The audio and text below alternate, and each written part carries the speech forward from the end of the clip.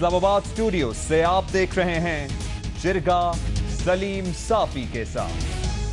बिस्मिल्लाहिर्रहमानिर्रहीम। अस्सलाम वालेकुम नाजरीन। वैसे तो चस्केदार मौज़ूआत बहुत हैं पाकिस्तानी सियासत के, यहाँ तक कि सिंथिया रिची भी इस वक्त पाकिस्तान में मीडिया का मौज़ूई बहस बन गया है। लेकिन संजीदा और अहम मौज़ूआत भी हैं, जैसा कि चीन और इंडिया का टेंशन है, अफ़गानिस्तान में होने वाली डेवलपमेंट है। लेकिन आज के जरिए में हम पाकिस्तान के और इस वक्त दुनिया के सबसे बड़े मसले को मौज़ूई बहस बनाएंगे अपनी रवायत के मुताबिक। और होना तो ये चाहिए कि जब तक इस वबा पे काबू नहीं पाया जाता, जो हमारे इंसानों को निगल रहा है, तो प्राइम मिनिस्टर से लेके मुझ जैसे आम शहरी तक और मीडिया की पहली तरजीह बहरहाल यही होनी चाहिए।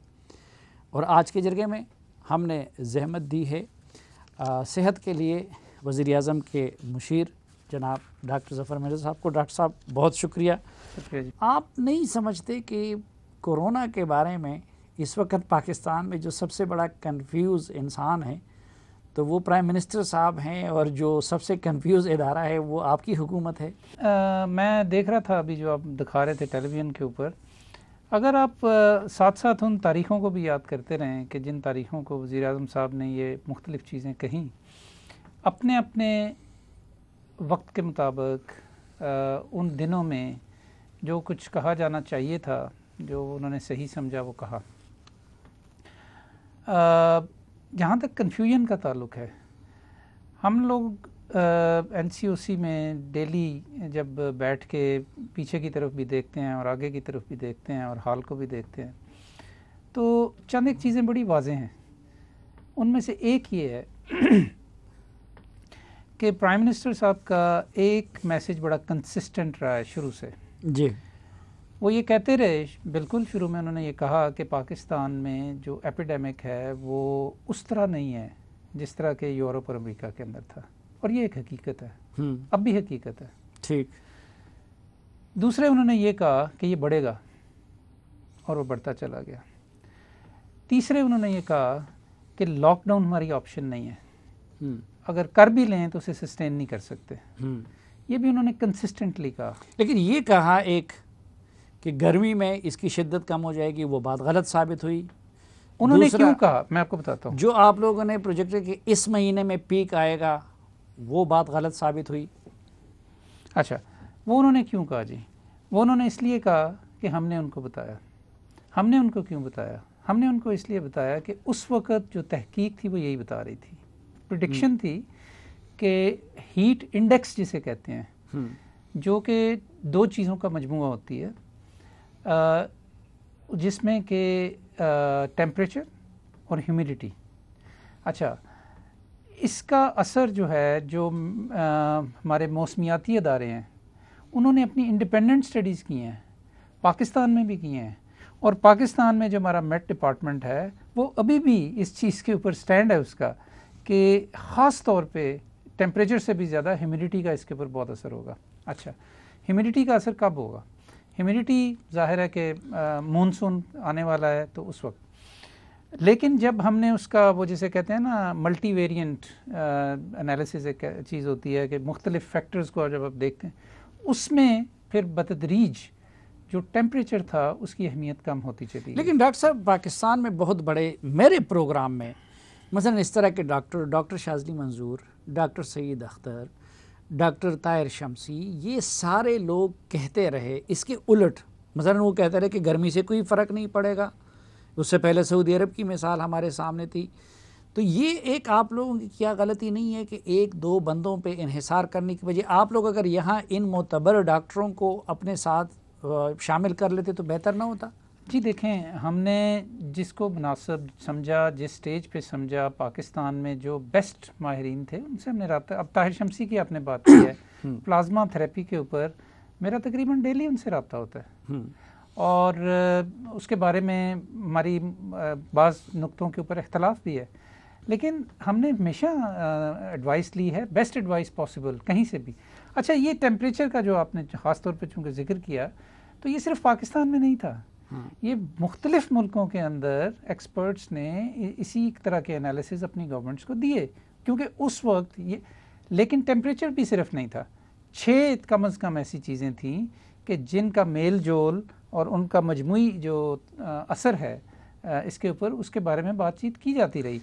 आपने BCG वैक्सीन्स का सुना होगा कि क्योंकि हमें वो लगती हैं इसलिए शायद हमारी इम्यूनिटी चेंज है, वायरस चेंज हो रहा है, टेम्परेचर, ह्यूमिडिटी और हमारी जो क्या कहते हैं हमारी इम्यूनिटी जो है पाकिस्तान में लोगों की इस हवाले से, और दीगर कई इस तरह की चीज़ें मुख्तलिफ वक्त में ये चीज़ें आती रहीं और उनको हिफाजती तदाबीर में आप लोगों ने बहुत देर नहीं कर दी। मसलन मैं अभी लोग देख भी रहे होंगे, हमारे एक दोस्त है पुलिस ऑफिसर है अकबर नासिर ख़ान, उन्होंने जब चीन में सिर्फ 400 केस डिटेक्ट हुए, उनका ट्वीट आया था कि पाकिस्तान को इंतज़ाम करना चाहिए यहाँ पे।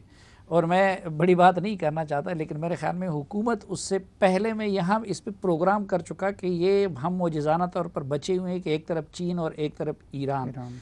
उसमें हुकूमत से बड़ी गफलत नहीं हुई, खुसूसन ताफ्तान की? नहीं, मैं नहीं समझता सलीम साफ़ी साहब, और मैं बड़ी ध्यानदारी से आपको ये बात बता रहा हूँ।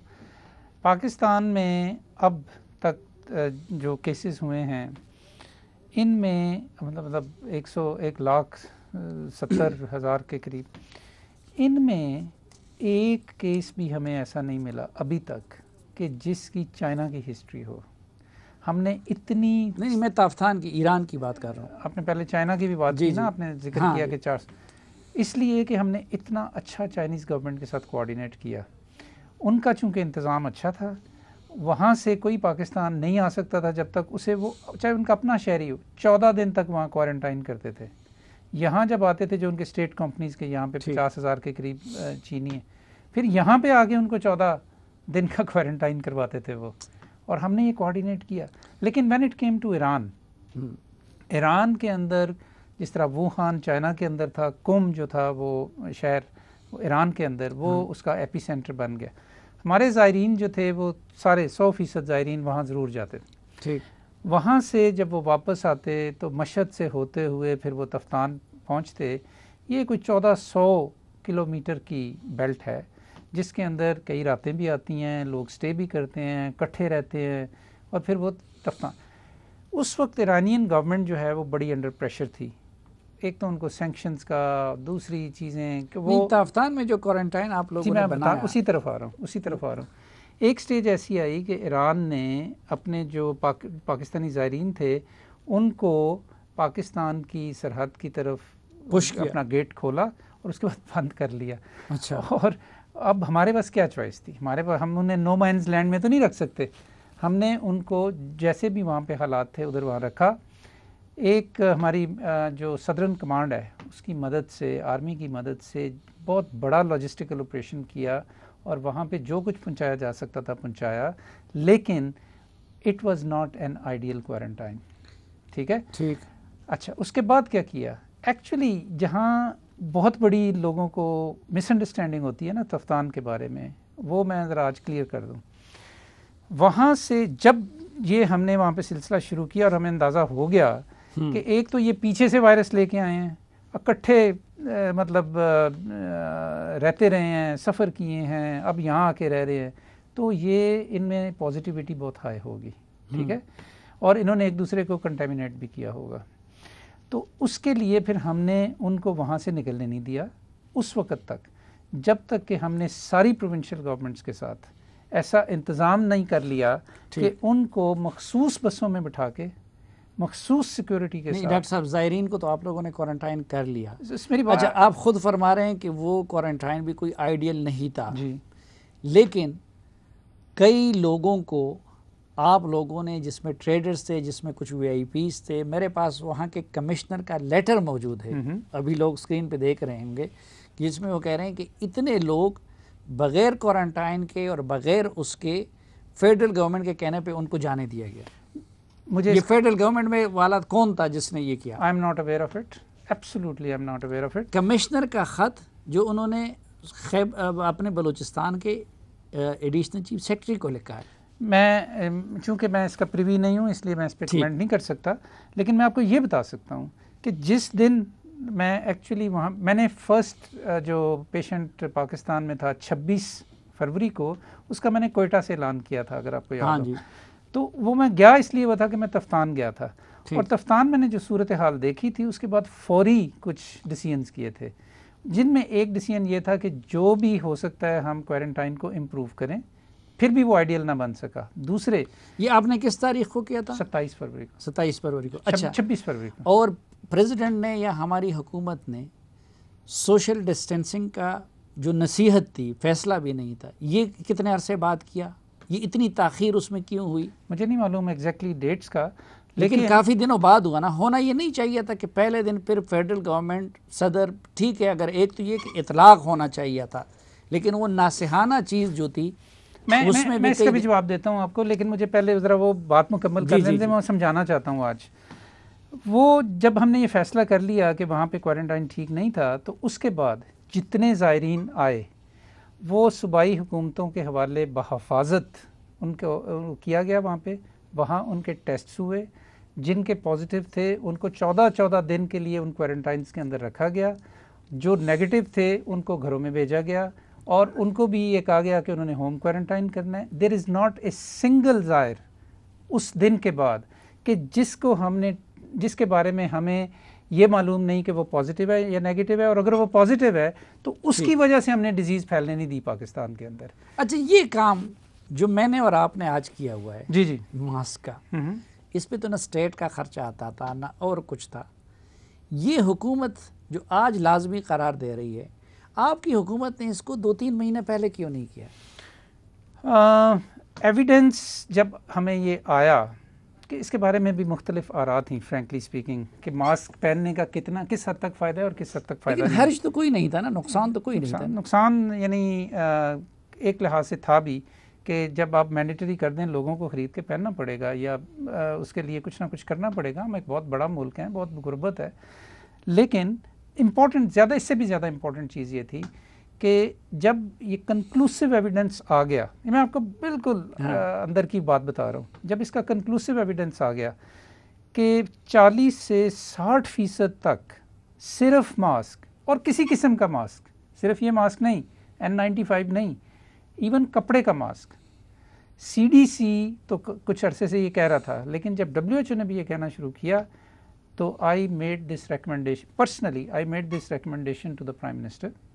हमने कहा जी, अब कब की बात है ये? जब हमने मैंडेटरी अनाउंस किया, डेट मुझे अब याद नहीं, लेकिन उसके बाद भी प्राइम मिनिस्टर कई मरतबा उस रोज़ आई साइड क्वार्टर का आप देखें कि आर्मी चीफ ने पहना हुआ है, डीजे मुझे खुद कई दफ़ा भूल जाता है जी, भूल जाता है बंदा, लेकिन फिर उन्होंने, आप रोल मॉडल है कौम के लिए। जब ये मैंने रिकमेंडेशन की और इसके ऊपर फैसला हो गया, तो उसके बाद जो उसी दिन उन्होंने ब्रीफिंग की, तो पहली दफ़ा उन्होंने मास्क पहना हुआ था, आपको याद होगा जी। जब उन्होंने थोड़ी देर पहना, फिर उतार के, तो फिर बातचीत शुरू कर दी। उसके बाद अब तो मास्क मैंडेटरी है ना? बिल्कुल मैंडेटरी है। अच्छा, काबिल दस्तंदाजी पुलिस भी है जी, ये बात हमने छोड़ दी है सूबों के ऊपर, वो जैसे इसको करना चाहते हैं। लेकिन आपकी एडवाइस तो यही है ना जी कि इस्लामाबाद में तो कर सकते हैं कि लोगों को पाबंद किया जाए। इस्लामाबाद में तो कर सकते हैं। जी बिल्कुल कर सकते हैं, और कर रहे हैं। हाँ, इस्लामाबाद में है अभी काबिल दस्तंदाजी पुलिस जुर्म है। वो एक्चुअली हमारे यहाँ के जो DC थे, इन्होंने तो सबसे पहले उसको अनाउंस कर दिया था। ठीक, नाजरीन, एक मुख्तसर सी ब्रेक लेते हैं और वापस आएंगे तो कोरोना के हवाले से मज़ीद भी गुफ्तगू होगी। डॉक्टर साहब के साथ हमारे साथ रहिए।